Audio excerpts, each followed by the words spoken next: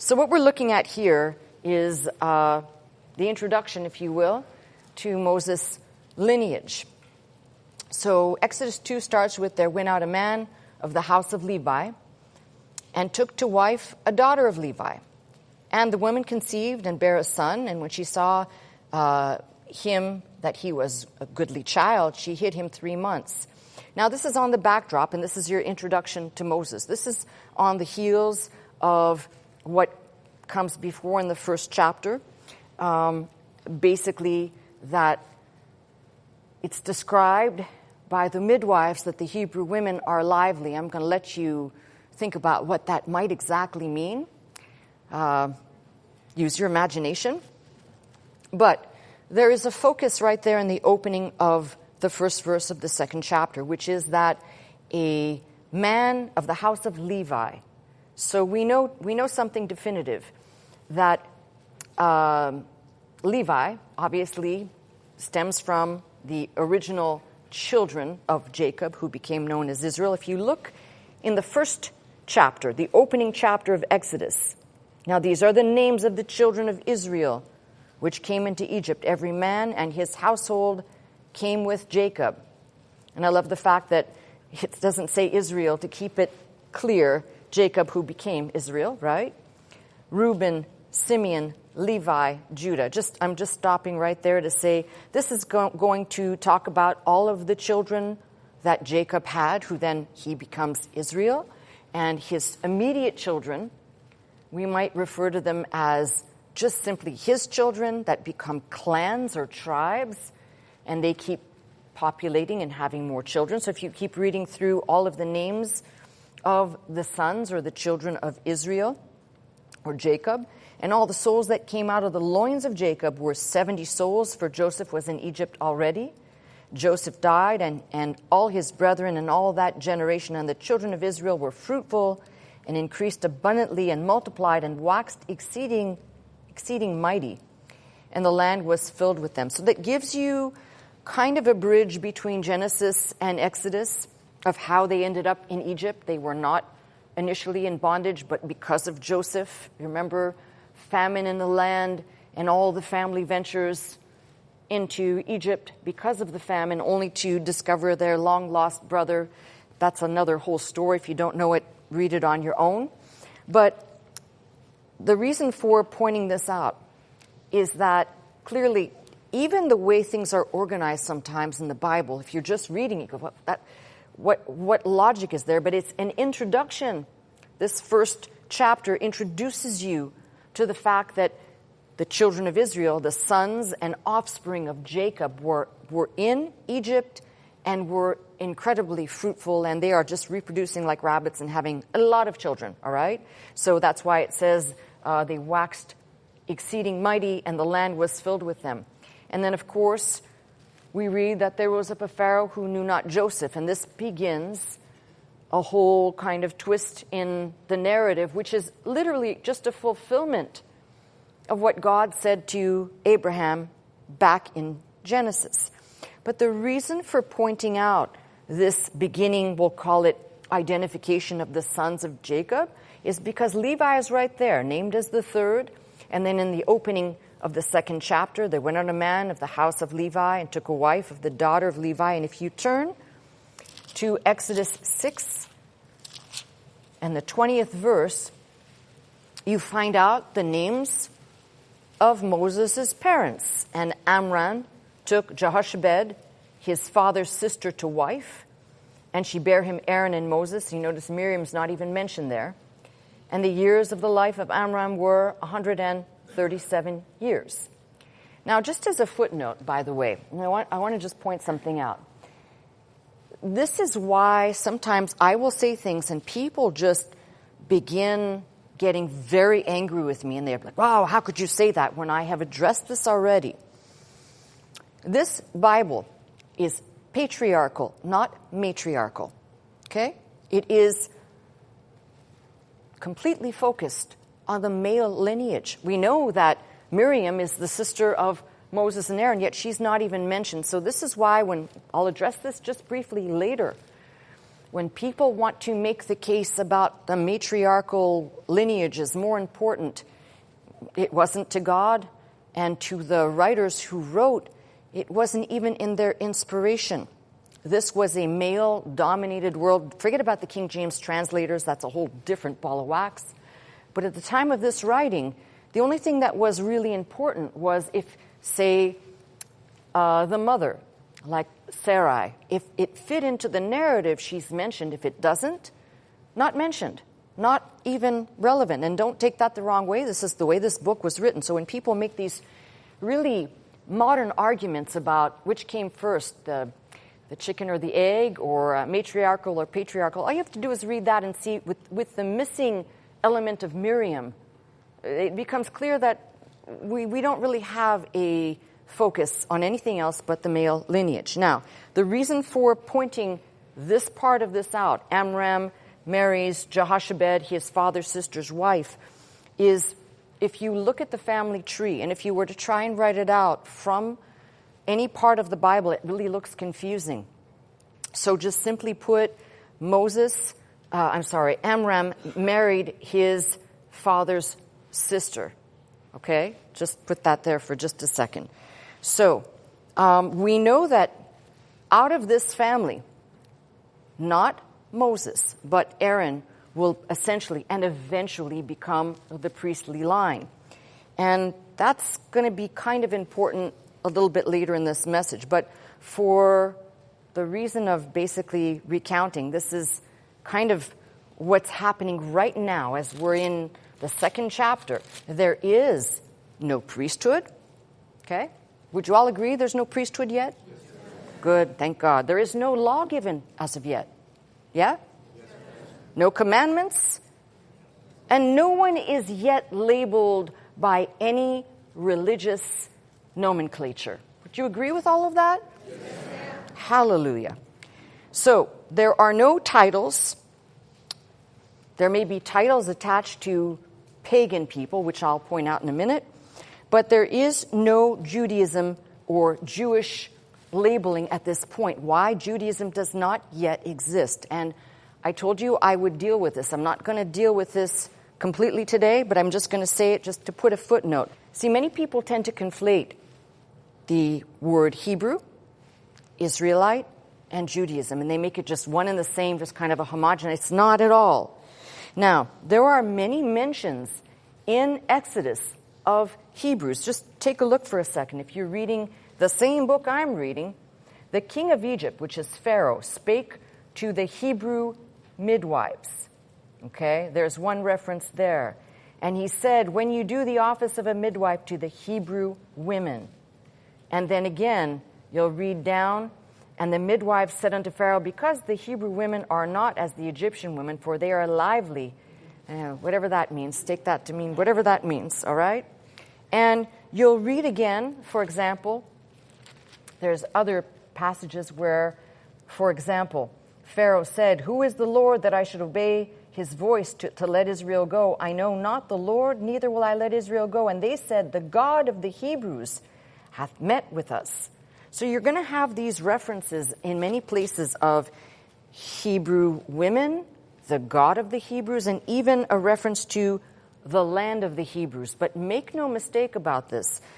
If you read this carefully, you're going to see that these are people mostly from the outside addressing. So Pharaoh is talking and saying to these women who do the work of the midwives, the Hebrew women are. This is not God speaking about his people. This is coming out of Pharaoh's mouth. So there is something really important to begin looking at. The first thing I'm going to say is, to me, is axiomatic. It's self-evident. Let's talk about these words and try and isolate them a little bit. So, for example, I've heard some things that just make you go, okay, whatever. I don't even know I can deal with this. But, for example, today's modern Israelis, they speak Hebrew. And like any language, Hebrew has evolved. So, take a person like me, I can read and write modern Hebrew very poorly. It's more of a cursive type script language. But I'm very proficient in biblical Hebrew. Okay? So the language has evolved, it has changed, and, much like, if you think about it, much like the English before Chaucer or Shakespeare, you all saw that wonderful Wycliffe Bible that's incredibly hard to read because it looks nothing like English, right?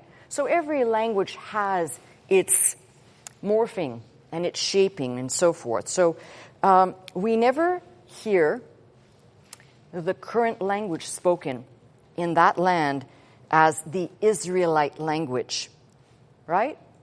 It's the Hebrew tongue. People say the Hebrew language, the Hebrew tongue. You don't say the Israelite. That's not even said. And anybody who says that would be saying something very incorrect. So, linguistic identification for us, for this purpose, is a very late thing.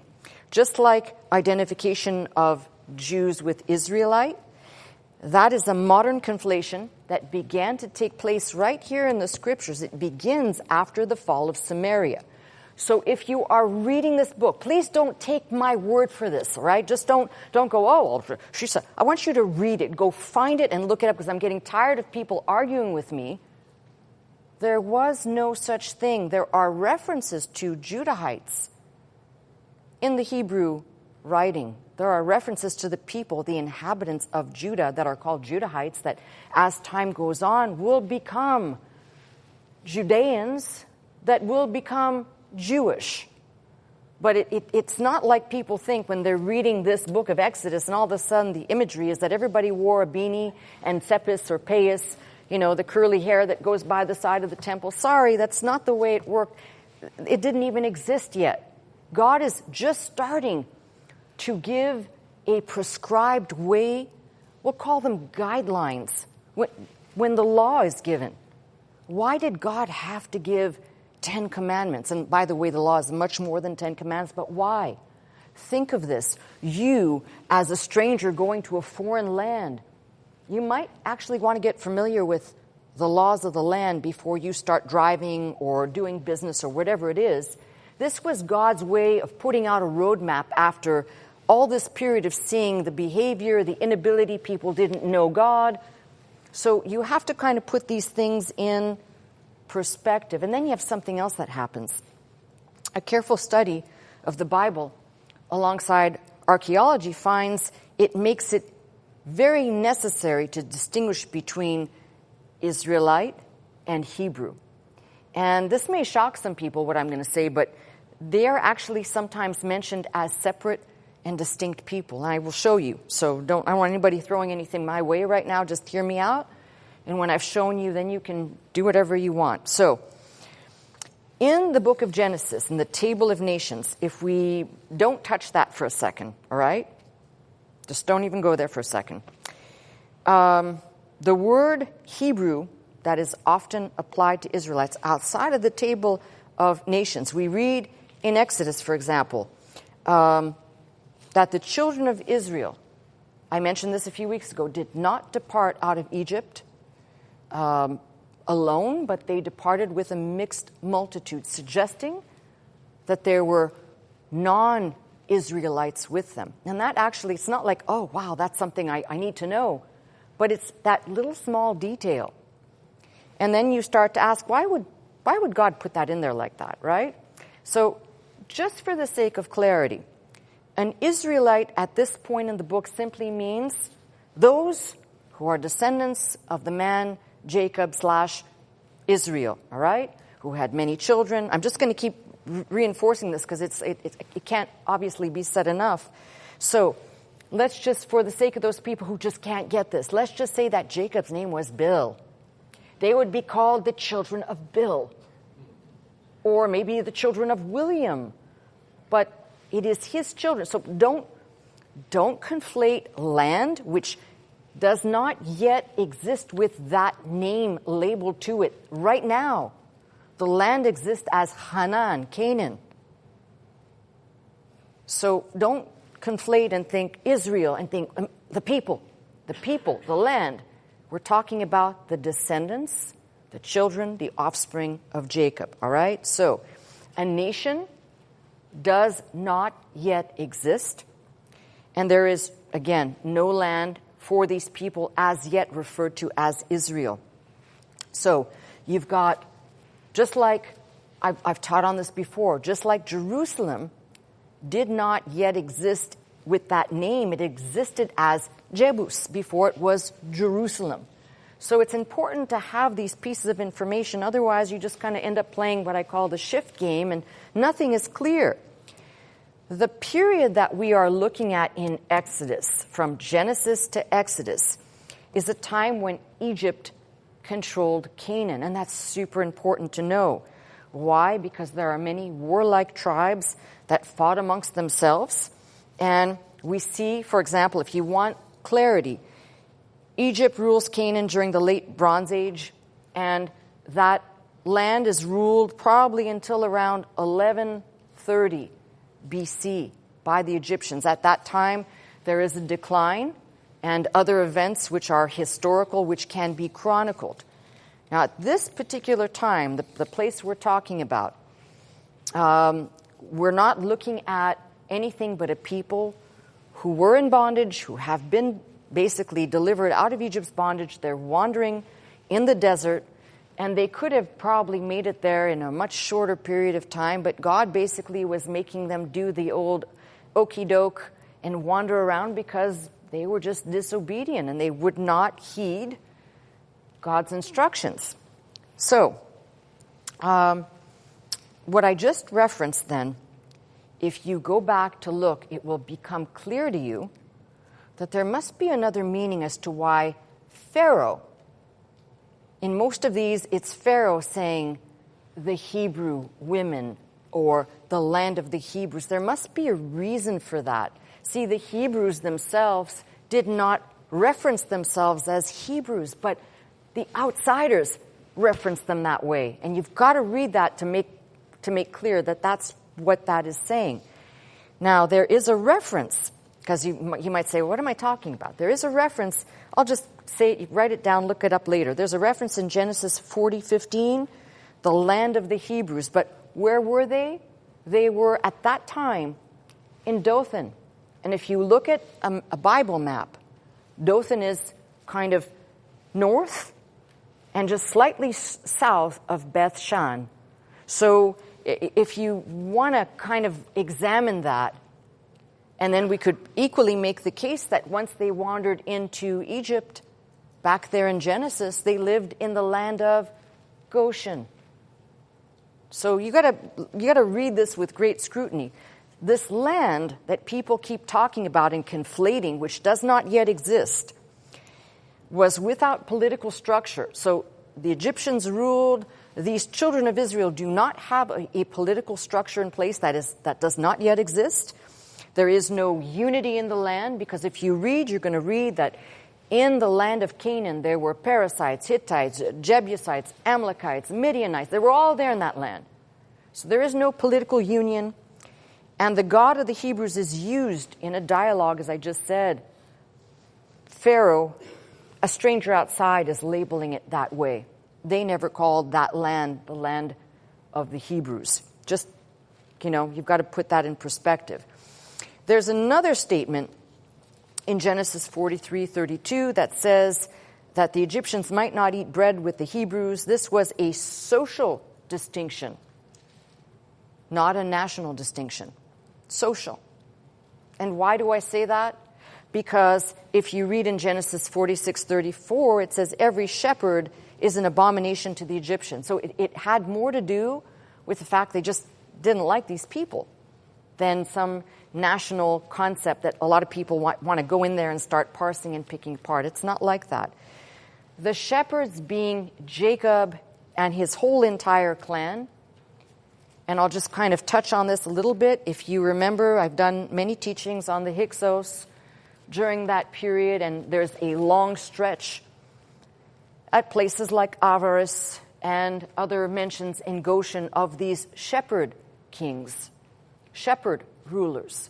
And all you've got to do is think back to when Joseph rose to prominence, second in command to Pharaoh, with all of his family around him. These were shepherds, they dealt with livestock, and they were, at least Joseph was, elevated to a very high, prominent position. So we have to be careful about examining the word Hebrew. It seems to have been, as I said, widely used by the Egyptians and the Philistines when making reference to Asiatic or nomadic foreigners. So there is no, people read a lot into this, but I want you to look at something with me that will make my point very clear. If you can, please turn with me to 1 Samuel 14. And I want you to take a look at something, because some of you are probably going, what's she saying? So, in 1 Samuel 14, you're going to read that we've got two things going on here. But in the 21st verse of the 14th chapter of 1 Samuel, moreover, the Hebrews that were with the Philistines before that time, which went up with them into the camp from the country round about, even they also turned to be with the Israelites that were with Saul and Jonathan. Did you just read that? Because when you're doing it like that, it shows you that somehow there is a distinction between these two people. You want to read that again? Moreover, the Hebrews that were with the Philistines before that time, which went up with them into the camp from the country round about, even they also turned to be with the Israelites that were with Saul and Jonathan. Likewise, all the men of Israel, which had hid themselves in Mount Ephraim. So clearly, whoever's writing for Samuel sees the distinction. And just, you say, well, is that an accident? Turn back just one page. Just turn back one chapter, the 13th chapter. And if you start reading in the 13th chapter, you're going to see something. 6th verse, when the men of Israel saw that they were in a strait, for the people were distressed, then the people did hide themselves in caves and in thickets and in rocks and in high places and in pits. And some of the Hebrews went over Jordan to the land of Gad and Gilead. For as for Saul, he was yet in Gilgal, and all the people followed him trembling. Again, a separate mention. And I think this becomes somewhat important. It seems like as you progress through the Bible, there begins to be less and less references to the people known as the Hebrews. There is, for example, a reference in Jonah 1:9, where the men of the ship asked Jonah, "What country are you from? And of what people?" And he says, "I am a Hebrew." Okay, by that time, that's very strange, because we're not reading anymore. It seems that there was a particular period where all of a sudden this kind of peters out and just disappears from use. So if you go back to Genesis 10, which I'm not asking you to turn there, we're just going to talk about this for a second, and you read what we call the Table of Nations, but you start in Genesis 10 with the descendants of Shem. And remember, we broke the sons of Noah into three categories, and we focus specifically on the line of Shem because that is where we get Semitic from, which, by the way, I'm just going to repeat this because it makes so many people mad. Semitic means Arab and others, not just, people tend to say anti-Semitic. In this day and age, it's met with only designed to reference people who are saying things that other people find unsavory towards the Jewish people. But in the Bible, there are Arab Semites as well. Wow. Okay. So in the line of Shem, I know sometimes I just have to calm myself. But in the line of Shem, if you start going down that line, that is the line that descends to Christ, we read of Eber. And we are English readers, so it's not clearly visible, but that name, Eber, the reference of that name and the mention of that name has to do with the people that crossed over. And that is a reference to the people that crossed over from the Euphrates. So if you look at a map and you look at where Abram came from, Abram comes from Ur, and Ur actually kind of is on both sides of the Euphrates. So it's safe to say that a man like Abram crossed over the Euphrates and made his journey to the land where God guided him. So this name really has more to do with the people that crossed over, that are descendants of Eber, that are descendants of Shem, that lead us down that line. So Eber and that line brings us, of course, to Abram. And I've already kind of touched on this. So it's important to understand, even in Genesis 14:13, Abram is referred to as Abram the Hebrew, the man who crossed over, the people who came from the other side. And we're talking about the Euphrates, not the parallel world or something. What's she talking about? All right. So this is why, actually, now I'm going to get into something that most people don't have access to, but I'm just going to touch on it. And then you can see if you want to look it up. And I always tell you, look up what I'm saying. If you want to look up, this might be a little bit more challenging.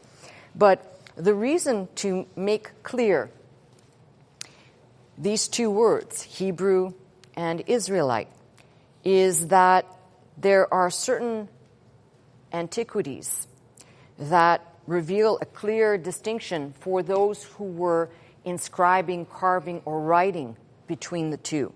There are 9 or 10 Egyptian texts that identify the people that we're talking about. I'm going to write it in English letters. And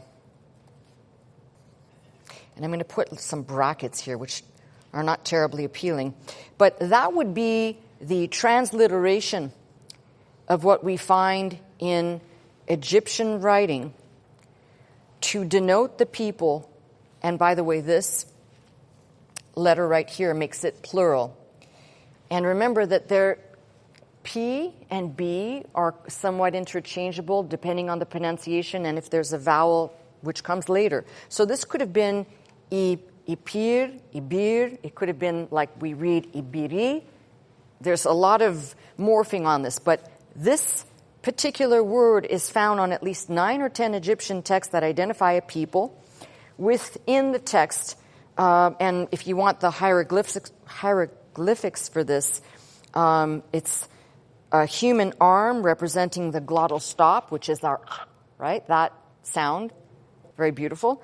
A foot and lower leg for the bur or the pur, and the vav-like symbol, which is actually clearly in Egyptian, actually looks like a vav, but it's not. It's a W. Well, we're using it for plural. It probably is one and the same with Hebrew and Aramaic. But here's the thing. There are examples on 2 of these rock stone steles at Beth Shan that indicate that Seti I, look this up, had encountered these people that we'll call them the Ipiri or the Ipiru. He references that there was a revolt, these particular people. In the 15th century BC, there's a mention of a capture of the same people. And again, in the 12th century, Ramses III refers to the same people being captured, taken prisoner, and presented to the temple for sacrifice.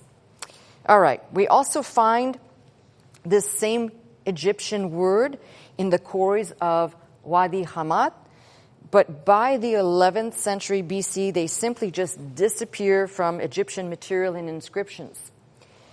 We do glean from the Tel El Armana letters that Pharaoh fought these people, and the correspondence of the court of Amemphis III and Enomis IV, referring to the Hapiru or the Habiru or the Habiri, Hebrews, the cuneiform texts agree.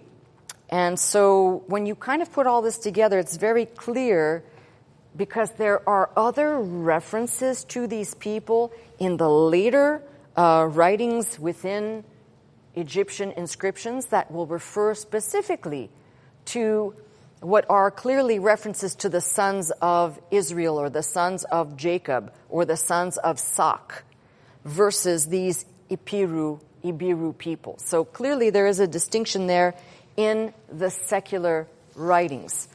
So, as I said, by about the late end of the second millennium, everything just kind of fades away and disappears, and you will not see another reference after that in inscriptions, papyrus, or anything else. So, It's not possible, by the way, for me to exhaust this subject in 1 hour. It's just not possible. But there is a purpose for me putting this out here. And that is too many people who do not have a linguistic background and they're not interested in archaeology and all these other things will just kind of take everything and put it in one pot and say, and that's that. It's not as simple as that. It's just not. So, why did I spend all this time giving you all this backdrop? There's a reason, there's a purpose, because I want to make something really clear today. And I pray that God helps me right now, because this could get very lost. We know that Moses was born of mother and father from the tribe of Levi, and that these people are of the lineage of Jacob, who is Israel. So they're Israelites, and they are Hebrews. That's pretty clear, right? And they're from the tribe of Levi, so we've just covered all of these things. Now, in connection with this, think about this. So Moses, really, there's no way that Moses could have known the Hebrew or Levite roots, because as a child, he's just placed in a basket to spare his life, and there's no way that he could have, maybe God placed it in his heart or something. There's no way. He wasn't raised up with concepts that we would say are understood in religious practices today. First of all, didn't exist. There may have been, from the parents, words spoken of maybe the God that was the God of their fathers.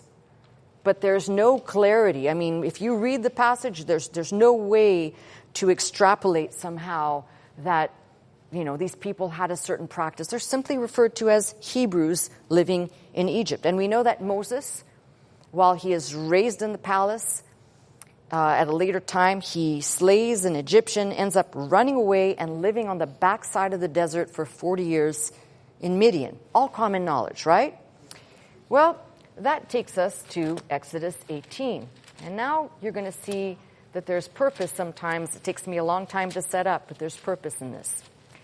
So let's take a look here. Exodus 18. When Jethro, the priest of Midian, Moses' father-in-law, heard of all that God had done for Moses and for Israel, his people, and that the Lord had brought Israel out of Egypt, then Jethro, Moses' father-in-law, took Zipporah, Moses' wife, after he had sent her back, and her 2 sons. Let me just stop right there. So the reason why I'm honing in on this is that this is going to, again, probably make a lot of people mad, but hey, that's what I do really good, right? We're going to find this Jethro. We encounter him a little bit earlier under another name. His name is Reuel, but he is priest of Midian. And Moses, as we just read clearly there, ends up taking a wife of the daughters of Jethro or Reuel. So Midian, oh boy, wait for it. Midian was a descendant of Abram through his second wife, right? So after Sarah dies, Abraham takes another wife. That wife's name is Keturah. Jethro is a descendant of that line. So don't conflate. Some people have conflated and put Jethro and the Midianites in the Ishmaelite line. He is not. Ishmael was a product of Hagar, not Sarah, right? Okay.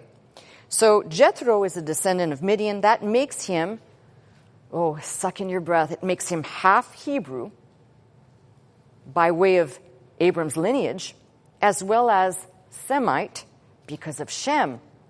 But he is not an Israelite. Does that make sense? You sure? Okay. Because a lot of people are going to get lost here, I'm sure. So Jethro is not part of the tribes or the clans of the children of Israel in no way, shape, or form. Now, Moses marries Jethro's daughter named Zipporah, and I ask you to be very careful, because even the best of us can conflate things. How many of you have read the passage in Numbers where Miriam's just having a meltdown over Moses' wife and calls her an Ethiopian, a Cushite? Well, let me just tell you something. That has to be Moses' second wife. Why do I say that? Because we can trace the lineage of Midian, Jethro, and his children. And they are Arabian, but they are not Ethiopic or Cushite per se. There's a distinction there. Just, you go check that out on your own time, because I know people say, oh, but it's one and the same. It's not.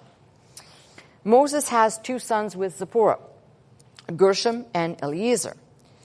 And, if you think about it, now I'm going to get into the weeds of things that, as I said, people are not going to like. So, I'm doing a lot of people out there a favor in TV land by saying that there was no Judaism at this time, because there was none. Because if there was, you all out there have a big problem. Moses, if you're going to do this the way everybody does it and say, well, it's about the mother and it's matriarchal. Zipporah is not a child of part of the lineage of Israel, number one. She's a Semite, but she's not in the proper lineage. She does not belong to any of the tribes of the sons of Jacob. So, technically speaking, she would be considered pagan. Do you see where I'm going? Some of you do. So then Moses married a woman who was not an Israelite, had no bloodline, and the best we can say is that she bore these 2 boys, half Hebrew and half Arabian. Semite, for sure, but that's all. And you could say, well, doesn't what Moses brings to the table count? Yeah, it would be a fraction. But again, there is a reason why Moses' sons are not, they don't get the baton passed to them. See, there's things in here that if you're not reading it carefully, you're going to say, well, that's interesting. Moses is living basically in a pagan land with pagan people. So when people try to make the argument, this modern argument that's just surfaced, that is everywhere, any commentary you read, most of them will say, well, the Jewish people at this time, Moses the Jew. Please, listen to what I'm saying, because what I'm saying is out of the Bible we're all reading. The land of Midian was not a land, even though they are Semites, there are a plethora of gods being worshipped there, not monotheistic, but polytheistic. And I'll point and tell you why. But I'm just going to point these out in bullet points. So the Jewish religion did not exist at this time. The Torah did not exist in men's hands or in men's mind, only in the heart of God. It was not yet given. And when we read chapter 18, we'll start at about verse 7. Moses went out to meet his father-in-law, did obeisance, kissed him. They asked each other of their welfare, and they came into the tent. And Moses told his father-in-law all that the Lord had done unto Pharaoh and to the Egyptians for Israel's sake, and all the travail that had come upon them by the way, and how the Lord delivered them. Listen to the response. Jethro rejoiced for all the goodness which the Lord had done to Israel, whom he had delivered out of the hand of the Egyptians. And Jethro said, Blessed be the Lord, who hath delivered you out of the hand of the Egyptians, and out of the hand of Pharaoh, who hath delivered the people from under the hand of the Egyptians. Here it comes. Now I know that the Lord is greater than all gods, for in the thing wherein they dealt proudly, he was above them. So it's interesting. He makes this, now I know he's above every god. That's why I told you they worshipped multiple gods in Midian. Make no mistake about it. So for 40 years while Moses is living in Midian, he is surrounded by polytheistic worship. Again, when people, it's cringeworthy when people say, oh, well, they were Jewish. No, stop. They were not. I'm showing you something that anybody who is honest is going to read this and say, you're right, that's what's there. Don't invent something and put it and make an application that's not there. Jethro, Moses' father-in-law, took a burnt offering and sacrifices for God. And Aaron came and all the elders of Israel to eat bread with Moses' father-in-law before God. Now, you might say, wow, Moses came back and he's telling Jethro, man, you should have seen it. You should have seen what this wonderful God did in slaying the firstborn and giving us favor to have all the goods and all the gold and all the stuff that we got from the Egyptians, and how God parted the sea, and how he made water to come from a rock, and how he fed the... Imagine because I'm sure that it's a lot more than just 2 verses of, hey, right? There's a lot more detail we don't get. And 2 things happen. Jethro says, now I know this is a God above all the gods. Does something that is very characteristic in the Old Testament before the law, which is to offer a burnt offering and sacrifices, a customary thing within the pages of the Bible, but customary also among pagans. So don't make this like, oh, this is some special worship practice. It is called a burnt offering and sacrifices for God, not for gods. So there had to be intent there, like a thank you or a votive offering. But lest you get too carried away with what I'm telling you, go to the end of the 18th chapter. And Moses let his father-in-law depart, and he went his way into his own land. Bye. Bye-bye. Right? Now, if Jethro had really been gripped by everything that was said, there's a really strong likelihood that Jethro would have stayed along for the ride with these people. Now I know that the Lord is above all these gods. I'm going to offer a burnt offering and sacrifice, but I'm still going to go back to my land and do my own thing. And there's so many messages. I told you there's too many messages in here, so it's very difficult to stay focused. This one hits home for me. How many of you have ever talked to somebody about the goodness of the Lord? And wow, that's great, that's amazing. And then they just go right back to doing whatever it is that they were doing. So when I say you can read the Old Testament and you can see that people have not changed, they have not changed. I'm sure that Jethro was wowed and impressed with everything Moses said, but it didn't have any impact for him to say, guys, I ain't going back to Midian. I got to stay with the tribe, right? That didn't happen. So, as I said, there's many lessons. This one basically should be a comfort to some of you who have people in your family, husbands or wives, sisters, brothers, anybody, any family member that just can't understand why you want to listen to God's word and why you go to church and why even bother. But they'll endure and put up with whatever you tell them as long as it's short, succinct, and you don't drone on about it. Oh, how that's great. Keep it to yourself, though. And that's kind of a little bit of how I read this. Now, we will never know.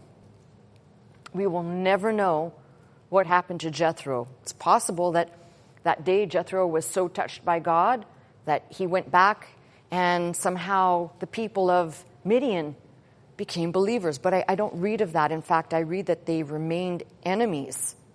And this is the other twist in the story. When we consider Jethro's lineage descending as part of Israel's ancient enemies, it's kind of radical that I just want you to think about something. Moses married into one of the children of Israel's, not biggest, but one of their enemies. And this animosity will keep going. If you read, for example, in the book of Judges about Gideon, why is Gideon threshing wheat, but he's hiding, or he's hiding in the press? Why is he hiding? For fear of the Midianites. And if you keep going, there is a passage in Numbers 25:17. You know, this one's kind of, this is the stuff that people read and then they make all kinds of nutty comments on this. But Numbers 25, I think I said that, and 17. The Lord spake unto Moses, saying, Vex the Midianites and smite them, for they vex you with their wiles, wherewith they have beguiled you in the matter of Peor, and in the matter of Cosbi, the daughter of a prince of Midian, their sister, which was slain in the day of the plague of Peor, for Peor's sake. These people remained enemies. And God says, smite them. Just take them out. And this is what Moses married into. And I want you to think long and hard about this, because it's interesting that I don't think it was a mistake or an error that when Moses fled Egypt, I don't think he was just kind of, I'm wandering, I'm lost. He may have been, by the way, but I don't think so. I think the Lord led him as one who could have been instrumental in altering the course of Midianite history. Much like the people you come in contact with, for those few that you talk to and share your faith or your light is shining, that God gives that opportunity to alter their course by hearing something you've said. But they're not able. A lot of people are not able to do it. Just like Jethro. He goes, oh, that's great. And then just go back to his life. So there's a lot there. But the fact that Moses would find himself living for 40 years, 40 is the number of a complete time of testing, that he'd find himself living on the backside of the desert for 40 years, that he has a wife and children with what we'll call God's enemies. And I believe that there really was, I believe, a message there and a design. But again, this should kind of reveal to you that unless God is opening the hearts and minds, there is nothing that's going to change the people around you. Unless God is preveniently working on them, they're not going to hear and they can't receive. And that's just the way it is. And you might say, well, so what was the purpose of Moses going to the backside of the desert for 40 years? A complete time of testing, God preparing his heart, and God was gracious. God gave Moses a place to live, a family, and also, I think, during that time, understanding. Now, it's not clear to us that there's no passage that says, and Moses deduced that these people were evil, but as time goes on, God is still revealing to Moses. We have some clear passages that these Midianites were just bad stuff for the children of Israel. So I think that we have all kind of had certain scenarios that are very, very familiar, at least I have, very familiar. Because there are times when I feel like I am a stranger in this world, like I don't belong here at times. And God helps me to understand we're just here for a time. And that another thing that I read and glean from Moses is that Moses went from great riches and wisdom of Egypt, of everything you could possibly want, to the lowest, most frowned upon profession of basically of shepherd. He becomes a shepherd of the people. And that was by God's design. Now, I'm not saying to you that every person who decides to serve God will be met with the test of giving up whatever they have, but I think there's a bigger message that we tend to forget. The New Testament talks of the man that asked Jesus, what must I do to inherit eternal life? And to that man, Jesus says, sell what you have, give it to the poor, and follow me. And the man went away, very sorrowful. He would not, because he had a lot of goods and he didn't want to part with them. And I think the beauty of this story is that Moses left the comforts and the splendor of Egypt. Everything that you could possibly want was there. To go and live for 40 years in the backside of the desert, which I don't think was a walk in the park. To come out of that desert and go back to Egypt. Can you imagine what that must have taken psychologically? Just the strength to have once been a prominent person, and now you're going back as, in the eyes of those people, as some beggar schlep shepherd that, like, who the heck are you, right? For the ego of a human being, you might say that must have been very difficult. But the Bible speaks of Moses as meek, that's under God's control, and had a degree, obviously, of humility about him and understanding that this assignment he was on was something way bigger, even though he might not have understood it clearly, way bigger than himself. And that's what I'm asking you to think about today. There's so many lessons within this lesson. You know, just acknowledge the fact that sometimes your relatives, your friends, your family will not understand your faith. They'll say that's great and they don't want any part of it. They go their own way. That sometimes God puts us in situations that don't make sense. Like, why did God take all of this away to only put me here? And what does this mean? It may be an opportunity for you to discover and learn more about God's purposes in your life. And I'm not saying that as, we should all be happy when we get knocked down several pegs in life. I'm not saying that. But use those situations wisely, because it may could be bad luck, but I don't think so. I think a lot of times stuff happens in God's perfect will and direction, and it's not always clear to us why. Do you really think that when Moses fled Egypt to the backside of the desert, do you think he even understood in his mind? He knew he was running so that they wouldn't kill him. He wouldn't be caught. He wouldn't face the consequences. But 40 years?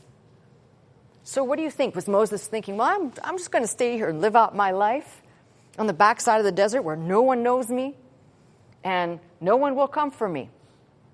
But God had a different plan. So in God's mind, it was like, oh, no, you I'm going to do it this way. You ain't going to stay there permanently. I got a job for you. I got a mission for you. And I don't read anywhere that Moses said reluctantly, he didn't want to speak. He said, I can't speak. But I don't read anywhere where Moses said, I can't do this thing. Thanks, God. He had obviously something placed on his heart during those 40 years to become the messenger, to listen and to follow, and to be the unique individual at this point in history that will basically lead a nation on a path of this unfolding drama of redemption that doesn't end in the desert, it ends at Calvary. So when people tend to look at this and they say, well, what are the lessons for me? It's all going to lead you to Christ if you're reading it right. And it's always going to have what I call secondary and tertiary lessons. And in this case, there's a whole bunch of them embedded in just this one message that says, don't get confused. God has a people He's set apart, yes, and that when we begin to homogenize the people that are being referenced, as I showed you, different people for different reasons. I just happen to believe I camped out on this Hebrew and Israelite concept to reveal something. If Moses, who indeed was from the tribe of Levi and was an Israelite and also a Hebrew, but married a woman who was not. So when we begin trying to get reality about this Bible, it's very human, it's very raw. Unfortunately, a lot of, I'd call them bad scholars, people who want to make something there that is not, have painted this in a completely different light. When you look at it carefully, it is really the beginning of understanding why God didn't want people commingling. He had singled out a people, this whole group. And this whole group, as we know, as I've taught on, will become literally a divided nation after the death of Solomon. And that divided nation to the north will literally disappear off the pages of the Bible and will appear on the pages of history as nomadic wanderers founding and making many claims to lands far, far away from the Levant. And the southern people, as we know, will get carried away into captivity for 70 years. And when they come back, it is upon their return we begin to see the emergence of Judaic practices. And you say, well, what were they doing in the desert? God was revealing a prescribed method to relate to Him, which, unfortunately, if you really think about it, and I've said this before, modern Judaism does not contain many of those practices. There is no burnt offering offered anymore. There are no blood sacrifices. There are not even any, if you think about it, there are no sacrifices being done. So how can people say, if they want to make this what happened in the desert, definitively Judaism, which it is not. It is a precursor to, it is we'll call it the prototype of what will become. And by the way, that prototype will only last for a small window. And by the time of the fall of Jerusalem in 70 AD, and by the first century, Judaism will be the Judaism that people want to refer to biblically will begin to disappear, and rabbinicism will begin to take its place. So when you read very carefully books like the Mishnah, you will begin to see a great departure from Scripture. And that, you can get mad at me, you can say, I don't like what you're saying, but investigate for yourselves. Do a little bit of digging, and you find out that a lot of things that you and I were told growing up, or that we just assumed and we believed because we heard somebody else say it, may not actually be true. What does that mean? It means that we have a lot more studying to do. It means just like Moses, I can say for Moses, the steps of a good man are ordered by the Lord, just as our steps are ordered by the Lord to show us, to reveal us, to point us in a direction of greater understanding. And what is the minute details that I did today? What does that do? It gives clarity. You might say, well, I'm confused. Then hold that thought. I'll come back to it. But for those of you who know what I just did today, it completely debunks the idea of matriarchal relations being prominent, because if that were so, you could never count the offspring of Moses just by virtue of the way people in modern days reckon Judaism. That's number one. Number two, that Moses married into the ancient enemies of God, probably for a purpose that didn't come to fruition. And lastly, that in everything that happened here, God was constantly, as he is today, revealing that there are deeper meanings and lessons for us to glean. So don't say, I know this passage, I've read it many times, because even some of us have managed to do this magnificent blending of things and just put it as one group of people doing one thing. No. There's a lot more here. Hopefully the Lord will enable me to explain it in greater detail, but I hope at least for now the point has been made, the message is received, and if you leave here with nothing else, I want you to think of Jethro receiving Moses' wonderful, amazing news, kind of like what we do when we first come to the faith and we're so giddy and excited, and the people around you are like, yeah, that's great, and they just go their own way. That right there is a template to tell you that don't think you're unique. It happens to all of us. It even happened to Moses, the man who would deliver a whole bunch of people somehow, but couldn't deliver his own father-in-law.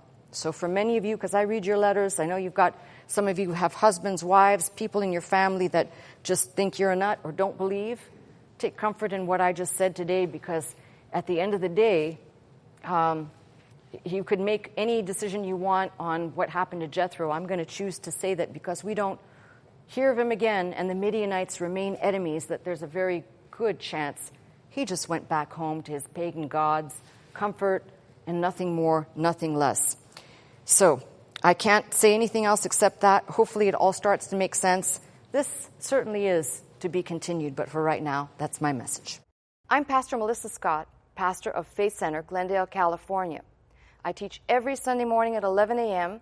If you'd like to attend services with us, simply call the 800 number, that is 800-338-3030, to join us. If you'd like to watch, listen, and learn 24 hours a day, simply log on to our website at www.pastormelissascott.com.